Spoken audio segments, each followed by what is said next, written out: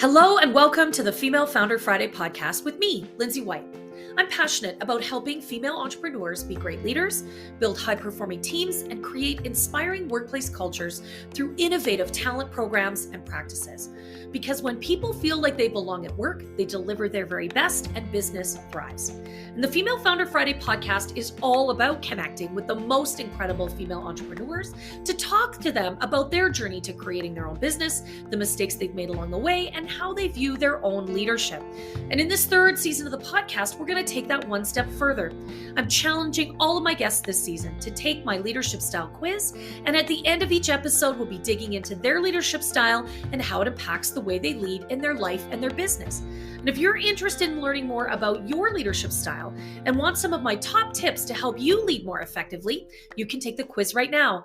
Just check out the link in the show notes or head over to highvoltageleadership.ca, click on the button at the top of the page that says take the quiz, and you can share your results, connect with our guests, and join the conversation on Instagram by following me at highvoltleadership.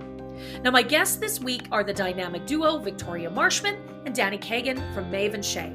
These two powerhouse female founders originally met in university and have been a force ever since. And when COVID curtailed their events business, they looked to pivot and create an online business community. But they also had a very personal project in mind: fashion-forward, ergonomically supportive slippers. And if you work from home like I do, having a great slipper that also looks good is key. And with a Kickstarter campaign that is just kicking off, these two female founders are in high growth mode. Excellent. I have Dani and Victoria here with me today. Thanks, ladies, for being a part of the Female Founder Friday podcast. I'm excited to have a conversation with both of you today. We are very excited. Thanks for having us. Yeah, it's totally a pleasure. I know that you have a really cool story about your journey, and there's even a new chapter being written right now. I would love for you to tell us a little bit about that and how you got where you are today. Yeah, well, we're definitely on like chapter 10 right now, but we'll go back to chapter 1 of the book. So my co-founder Dani and I, she's my business partner, my best friend, my biz wifey. So we've gone through a whole lot together. We've known each other for almost 12 years. Love it. Our journey starts back actually during our university days. We both went to the University of Toronto. Okay. And that made me sound like I'm not from Toronto because we don't pronounce the T in I was just going to say that. We are from Toronto, I swear. So we met at U of T. We were both auditioning for the dance team. Dani and I actually both grew up as competitive dancers and danced professionally for many years. Cool. So we've always had that shared passion. Safe to say we spent a lot of time together on the dance floor. But it was during those auditions at U of T that we first met one another. And I can't explain it to this day what the feeling was, but we locked eyes during this audition at the dance team and we're like, we're going to do cool stuff together. I have no idea what, but we are. Love it. So that kind of started our journey. We took over the dance team. We were co-captains of the dance team for many, many years. We did fundraisers. We organized performances. We really took it seriously and kind of realized how awesome we were at working together, how much we loved working together, and how much we loved to create stuff together. So fast forward a few years, Dani and I kind of went our own ways. Dani did a lot in the events and marketing world, and I did a lot in the nonprofit world and events. And we kind of came back to one another and we're like, look, like we're really good at organizing events, bringing people together. We have a shared passion for the arts and entertainment and giving back. Like, let's start a company together. So our very first company we started was about 7 years ago. Wow. It's crazy when you say things out loud. We started our first company together, Stratus Events. We had a couple of failed businesses before that, Dani. I don't know if you want to go into that, but We can save that for the lessons later. Yes. yeah, we can save that for the totally. lessons. Yeah. We scaled Stratus Events into a 6-figure event planning company, managing some of the biggest events in Canada, CAFA, Toronto Fashion Week, and we're managing $1 million budgets. It was crazy what we managed to scale in a few short years. And I think a lot of it was a testament to the relationship and the partnership we built. So I'll let Dani take it from there if you want to hear even. I think we're at like chapter 4. I've really like skimmed through a lot of details, but that's up to chapter 4, I think. I love it. Yeah, Dani, what happened next? Okay, so we were doing Stratus events, and in university, I don't know if we really mentioned this, but we started this event. It was at the time was called Raise the Rhythm, which turned into our next business, City Moguls, and it was this big fashion show for charity. It actually started as just like an arts show. We really wanted to showcase local dancers and troupes and singers and fashion designers, all kind of in this really unique show to raise money for charity. Yeah. And Vic and I thought, oh, we'll bring out like, 50 people, we'll raise like a couple $100. And we ended up bringing out like 250 people. We raised like 10K for charity. And we're like, okay, we have something really special here. And so we grew that event, which eventually blossomed into City Moguls, which was a much larger scale fashion show that featured the top entrepreneurs in Canada to give back. And City Moguls has been really City Moguls really just like was our entire 20s, and we lived and breathed it, and we were always doing it even if we were working our corporate jobs. And it was just a big passion for us to really like bring the community together in this unique way. Yeah. And I guess now like we'll jump a chapter or two, but the pandemic hit, and we kind of were like, okay, this is an in-person event. What are we going to do? And so we pivoted fast, and Vic and we got great advice from mentors that we are going to be here for a very long time, which at the time we were like, oh, we'll be here for a month or two, a couple weeks. You remember those days in March when you're like, we're on week 5, we're almost there. Yeah, totally. So we were really lucky. We got some good advice. And they were like, you got to pivot and you got to start thinking differently and bigger. Yeah. And so we took our City Moguls business online and really built out a whole membership community, a membership program, a community online. We started mastermind programs. Like this is what we were like kind of doing at the beginning of the pandemic, and trying to build it to something more unique. And that could really, bring more people in from all over the world, because we were really just heavily GTA based. So that was really exciting. And at the same time that we were doing that, because we never feel like we have enough on our plates, it's like the entrepreneur life, like, let me add more to this plate. We started thinking about products, and we started thinking about, getting into the product world and getting into e-commerce, because we were like, D2C is going to be where it's at. So, So, I mean, in short, that was kind of the birth of our current business that we're working on now, Mave and Chez. Yeah. We were like, what is the one thing that we're really missing at home right now? Which for us was ergonomic, supportive slippers that were also stylish and made you feel luxurious and not frumpy at home in a pandemic all day. Yeah. You know what? So first of all, I am a huge slipper girl. I'm always wearing slippers, or right now I'm wearing flip-flops in the house because it's hot, but I love it. And being at home during the pandemic, man, it like, honestly, it made it even more important, right? Like I absolutely love it. And I love that is the great and I've seen them. If you haven't, we'll post a link to the site so you could take a look at them. They're beautiful. They look awesome. I can't wait to get a pair. But like, isn't it amazing what comes out of the pandemic when you think about, what do I really need right now? Mm-hmm. I need some absolutely footwear for the house. Totally. And it was something that, like, you know, Vic and I had a podiatrist friend, and she was kind of educating us, because I said, you know, what can I wear at home right now that's really going to support me? Because I'm at home a lot now. She was like, honestly, there's not really a slipper on the market that I can recommend to you.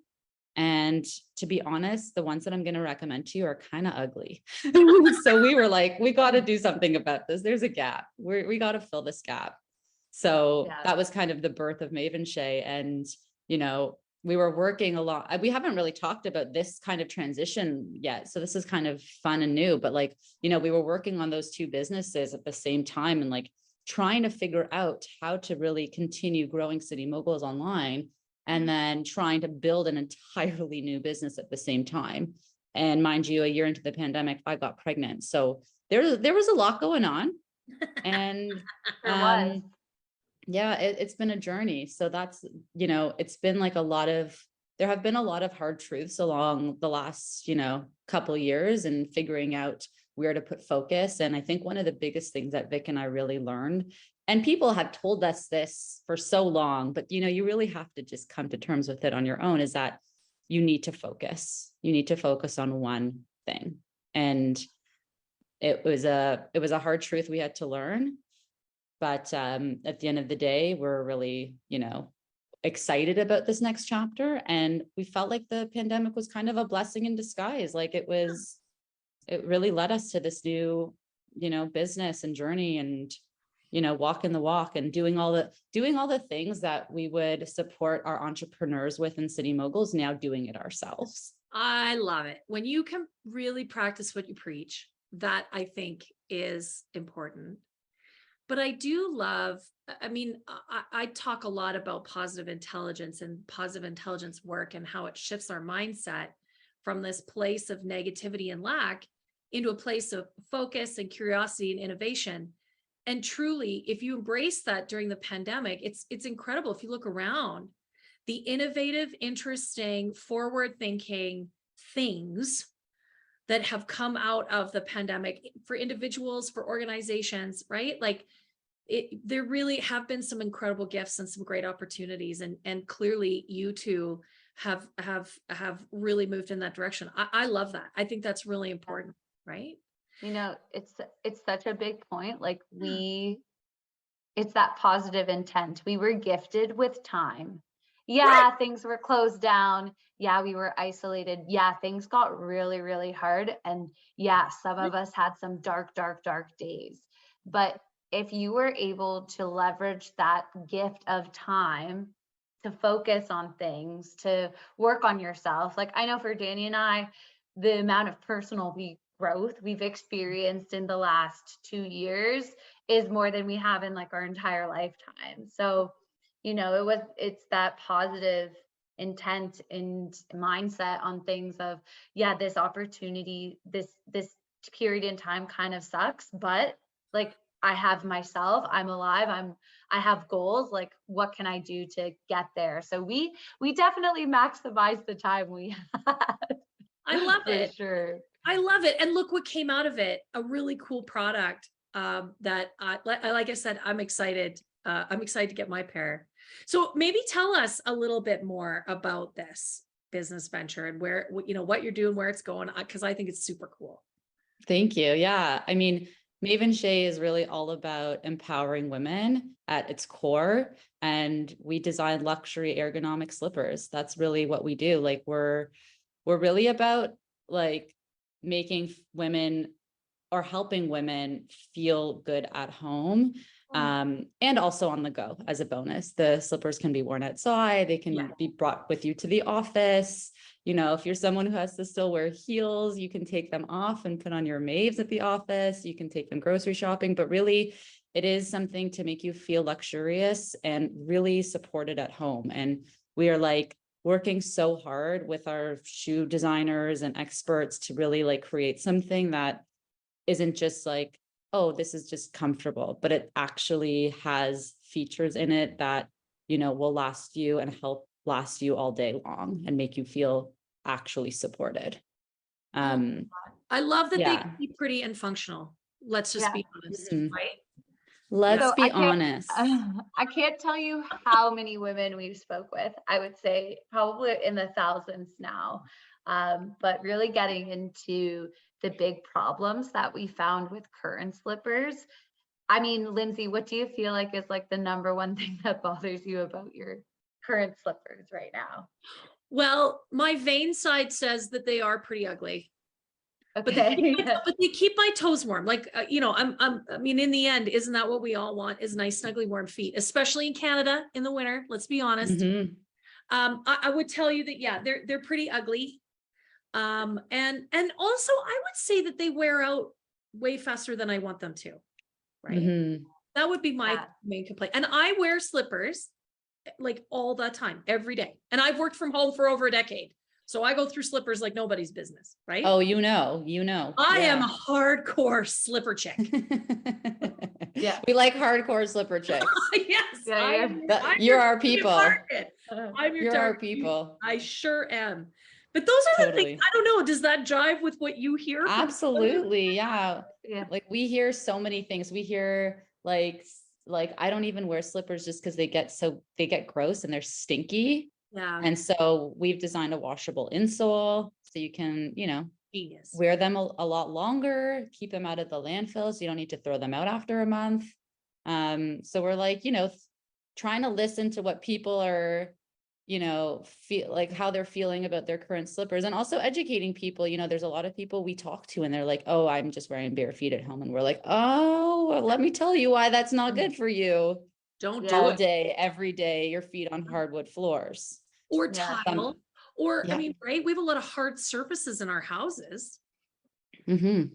Yeah, like human beings are not meant to be walking barefoot on hard surfaces, concrete, tile, wood all day long. Like you need something supportive. And I know that's why a lot of people wear their running shoes at home, but there's got to be something better. We really felt like there's got to be something better than you wearing your running shoes at home all day Then long. lacing up your running shoes when you step out of bed. Like there's got to be something better for I love it. sure. I'm also big on the hygiene factor. So, first of all, take your shoes off from the outside the front door. I don't want all those germs and junk running around in my house. But I'm also, and maybe this is just me because I'm a little paranoid, walking in bare feet on your carpet. Like your carpet gets ruined faster from the oils on your feet, and that attracts more dirt. And so for me, that is like a major icky point, right? Totally. Yeah. Yeah, That's a good point. Yeah. So having something on your feet because it's good for you, but also because it's like better in your home space, right? Totally. Absolutely. Yeah.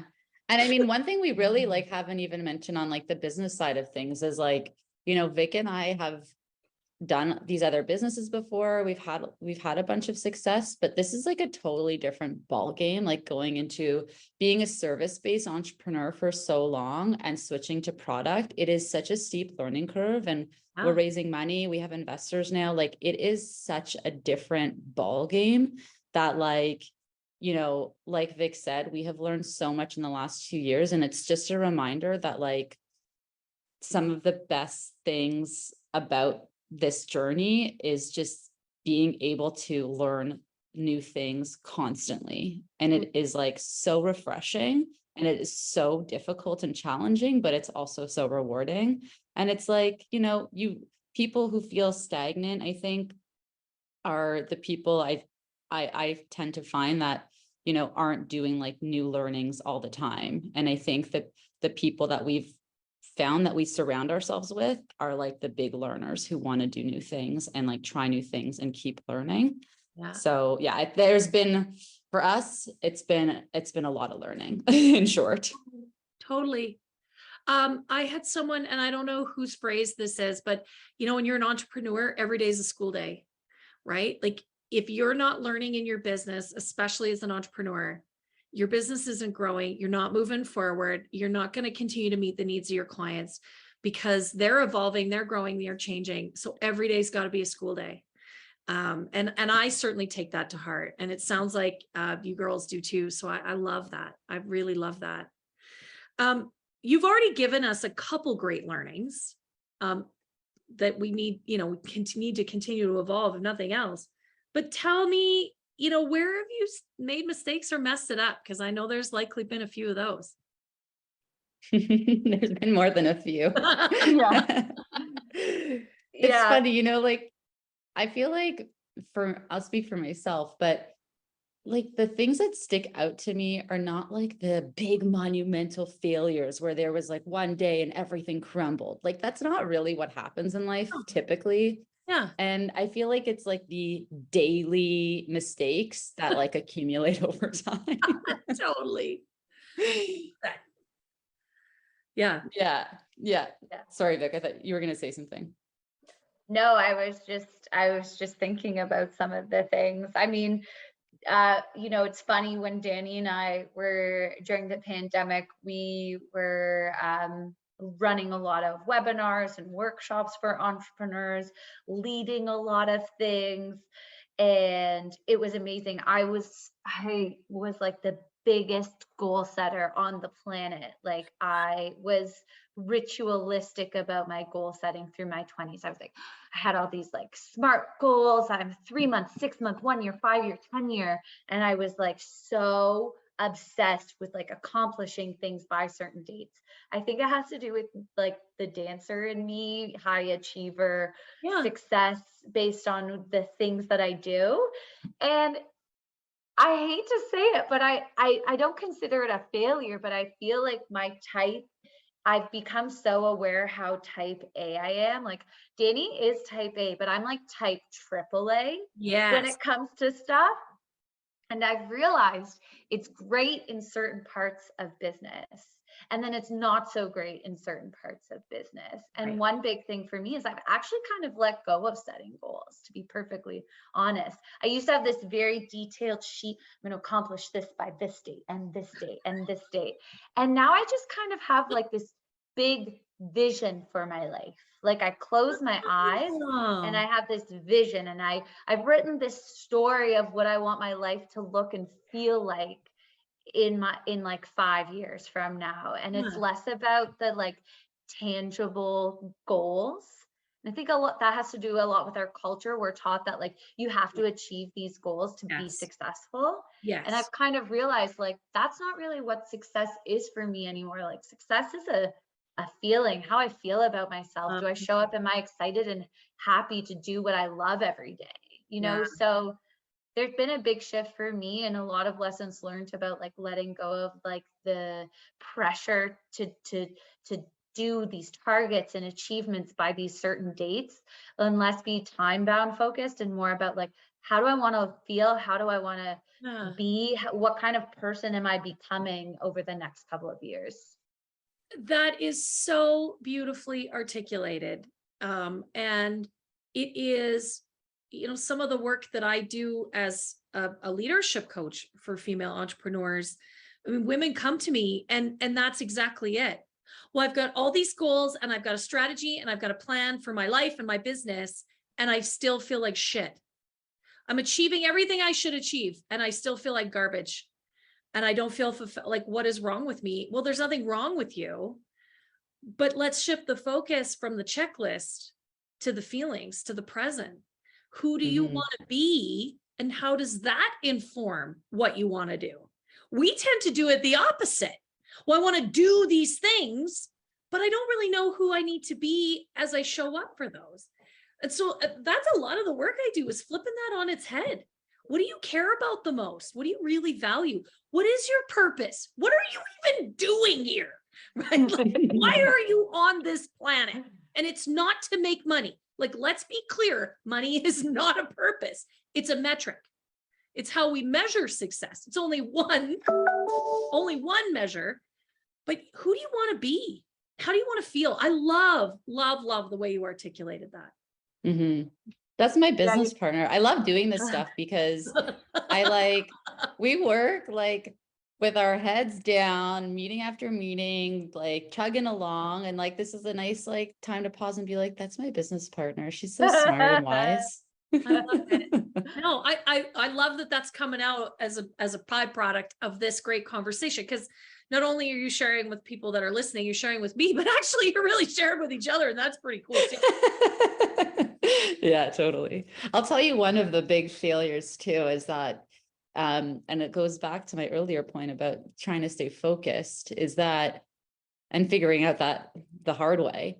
Vic and I were like, let's start another business in our early 20s while we already doing Stratus events and we've already got our City Moguls event going on. We're like, we can do another branch of our Stratus events company. Let's start. We're so passionate about dance. Let's start a dance competition. You know how big of a thing that is to take on? No, I can't even imagine. It's like a beast. It's a full other business. And we're like, let's do it. And, you know, we started shooting promo videos and doing all the stuff for it and calling people. And I remember being at an event. Okay, I'm working an event because I've been hired through Stratus events to work that fashion event. And I left for my lunch break to go call dance studios to get them to sign up for our competition. That's fucking crazy and stupid.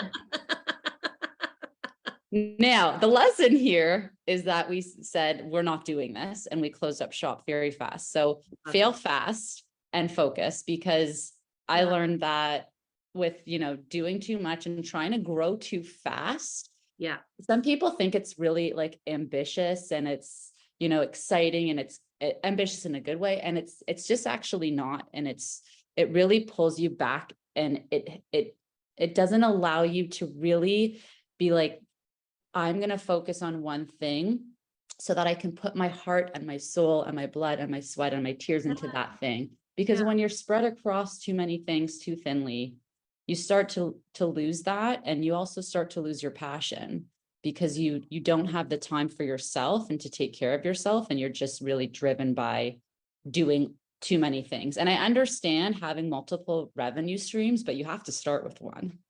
No, you know what? Another really beautiful lesson. Thank you for sharing that, because I think we hear this message that we should be doing multiple revenue streams. We should be trying to rapidly scale our businesses. We should be doing, you know, take over the world, sister CEO, right? And I'm not sure that always, again, Victoria, to your point, is who we actually want to be. I think it's who we believe we should be and the things we think we should be doing, when in fact they have absolutely no connection at all to what we care about and what we value and what we really want to do. So I love it. These are really great lessons to share. If you're listening to this episode, I mean, this stuff is just solid gold right here. Yeah. I know I'm chuckling to myself, because I think, you know, when I go on social media and stuff, I think the thing that makes my blood boil the most is seeing the ads. I know we all see them. The ads like hit 6 figures in 6 months. And, you know, I would never troll. I've never been a troll, but a part of me is like, and then what? Like, how are, like, you know, you're preaching these systems and these practices and these processes to like hit these crazy targets, which is so exciting, right? Like hitting those key metrics is very exciting, but like, how are you developing yourself as a person to be able to like handle that growth? The big thing that Dani and I have learned as leaders and entrepreneurs is our business growth stops when we stop growing. So there's often the things that are holding us back the most from our business growing. And I know you know this because you're a coach, but are like things that are going on with Dani and Victoria, or, you know, those kinds of things. So anyways, tangent ended. It's true. And some of my clients come to me and they've grown that rapidly. They've scaled that rapidly. Their business has really taken off. And guess what? Fucking miserable, right? Yeah. They feel like they're so overwhelmed. They don't even know what to do first.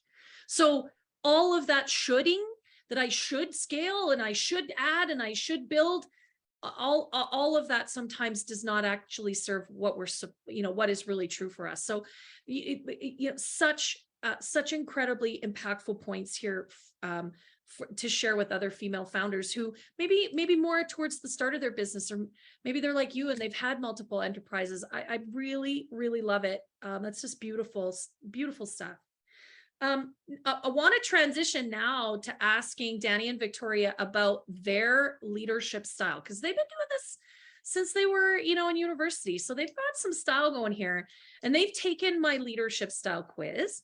You can do that too. You can do it right now. You can follow along if you want to know what your leadership style is. It's in the show notes. You can also go to the website, highvoltageleadership.ca. There's a little button that says take the quiz. Do that. It only takes a couple minutes, and then you can compare notes here with Dani and Victoria. So ladies, what are your styles? Dani, maybe I'll ask you to go first. What's your leadership style? I'm like a combo of coaching and directional. Yeah. And I think as a mother, I'm the other two. I love it. Which is delegation and what was the Supporting. And supporting. Yeah. Which is really funny because I should really, I feel like I should be this, I guess I don't really know what should someone should be. Let's talk, like, that's what we're talking about. Okay. I shouldn't really be anything. I just should be me, which is I am kind of a different leader when I am a mom, and in a different position when I'm running my business. And I'd like to, in the future kind of mend the two a little bit more, but, I feel like I'm really, one of the things I'm really great at in our business together that I've learned over the past decade is that I'm a people person. So I think that's one of my superpowers. Just being able to understand people, listen to them, and like get along with lots of different personality types. And so I think I've been really good with like the coaching because I can kind of relate to people in that way. And I feel like I'd like Victoria's going to be probably more like, she'll say it, I know she will. She's more like, she's very good at delegating. Whereas I'm more good at like doing the direction. Okay. I feel like you can explain this better, Vic, because you're just. Yeah, tell us what style you are. Yeah. Dani hit it right on the head. I'm very delegative, and I love to coach. I love to be coached, and I love to coach. So, I think that has been very helpful in Dani and I's relationship as we've run many businesses together. I think one of our superpowers is we have completely different strengths. Dani is very much visionary, like she was saying, amazing talking with all different types of people. She can buy people into basically anything she's passionate about. She can convince them to be passionate about it and back it, which has been great. I love it. Especially this business when we're talking about something, that doesn't really exist on the market yet. Where I really come in is my superpower and my leadership style is really finding great people to that and learning about their zone of genius and really helping them find purpose in our web to run and lead certain parts of the business. And where I'm kind of like the funnel between Dani as like the visionary and like having ideas and us bouncing things off of each other and becoming the executor to actually make those things happen and work with our team to really deliver and execute on that. I love that. And I knew you would say that better than me. That's why I told her to say it. No, but you know what? I'm like rambling. That's so cool though, that you both clearly you understand each other so well. And I can just hear the respect for Dani does this really great and Victoria does this really great. And when we put that greatness together, the magic happens. And I think that's what makes you great co-founders. Obviously, it's why you've been together so long and started so many interesting things, is that deep respect for what the other person does really awesome. That's really cool. Thank you. I feel like we're in a marriage and people are like, how have you guys been doing this together for so long? Like, I can't believe you're doing another business together. And we're like, yeah, because this is not like, rainbows and sunshine every day. We go through mud together. We are in the trenches together. Like we yell at each other and we cry on each other's shoulders and we pick each other back up and we move on. And that's the only way to do it. So I think if you kind of treat your, co-founders, people that you're working together with more of like family, like you're there for all of it. Yeah. You are really there for all of it. Then you really have a place and you're building a place to thrive. Yeah. Yeah. I think that's really well said. I do think that that's important because we're not necessarily different from our business to our life. And especially because we got our businesses right in the middle of our homes. So we have to show up as our whole self, don't we? Yeah, absolutely. Yeah. That's the choice you whether you like it or not, the choice you make once you start your own thing is like that line. And Arlene Dickinson really talks about this well. The line between work and life really just doesn't exist, because a lot of your purpose and intention in what you do becomes your work. So the line, it just, when you're committing to being an entrepreneur, running your own thing, you're committing to that line just kind of fizzling. Yeah. No, I think it is such a great point. And I talk to the women that I coach all the time about, what are your personal values, and understanding that because they're going to show up in your business. What is your purpose? Because that's what's going to show up in your business. What, who do you want to be? Because that's how you're going to need to show up as the founder and CEO. Like right. There is no difference. Now we can be situational, but realistically we are who we are. Right. And You're right. The line is very, very transparent. Just being able to recognize that you can come to certain meetings with your own shit from your personal life and being able to recognize it. Yeah. Like I've come into meetings and I'm like, oh, that wasn't really, the way I wanted to present. It was coming from, I have a lot of I have a lot of trust issues. My parents got divorced and, I have a hard time trusting people. So I'm like, we had a challenge recently and I was just like, I don't trust this. And I was like, that is coming from a personal thing. And now I can recognize that and I can change how I think about it for a business decision. Yeah. So I do think it's important to be able to recognize those things, because it's so intertwined, personal and business, and bringing your own kind of preconceived notions of things into your business decisions and being able to be like, okay, I recognize that. And now I need to make a business decision about it. Right. I recognize and own my shit, but I can't let that interfere with what's the right choice moving forward. I love it.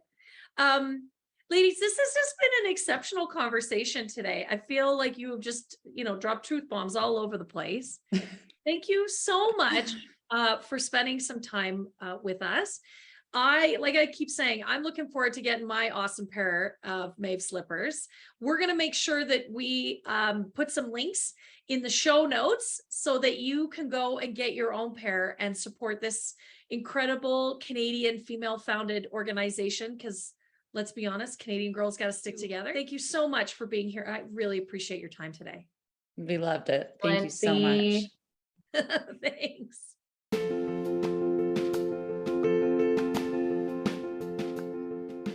Well, thank you so much for tuning in today. I sure hope you enjoyed listening as much as I did hosting this conversation. And if you did enjoy today's episode, would you do me a favor? Would you give the episode a 5-star review and share it with all of your friends? I would really appreciate that. I've got a goal to impact 1,000 female founders, and with your help, we can really amplify this message.